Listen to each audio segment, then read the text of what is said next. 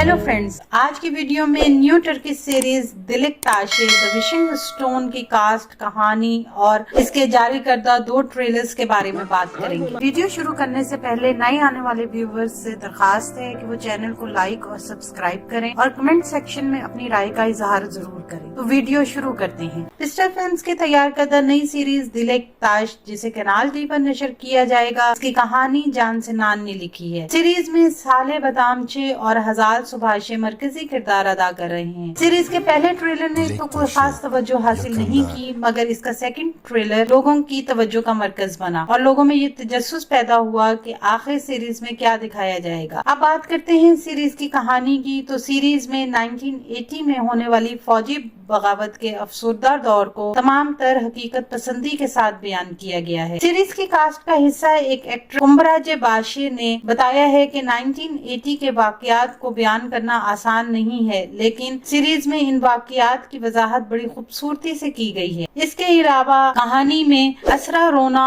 और रुझान रोना, जो बहुत अमीर खानदान के अफराद हैं, कुतलू जो अपने खानदान के साथ रोना खानदान की हवेली में रहती है। रोना खानदान कुतलू को मुस्तफा की बेटी जैमरे को गोद लेने पर मजबूर करते हैं, क्योंकि मुस्तफा पर सजाए मौत का केस चल रहा है और इसकी बेटी को चाइल्ड प्रोटेक्शन एजेंसी को दिया जा रहा है क्योंकि इसकी बीवी मर चुकी है। ट्रेलर में वो मंजर जहां मुस्तफा एक एहतजाजी रैली और भगदड़ में कुतलू का हाथ पकड़कर उसे वहां से दूर करता है, इस सीन को लोगों ने काफी पसंद किया है और सोशल मीडिया पर इसके बारे में काफी बातचीत हो रही है।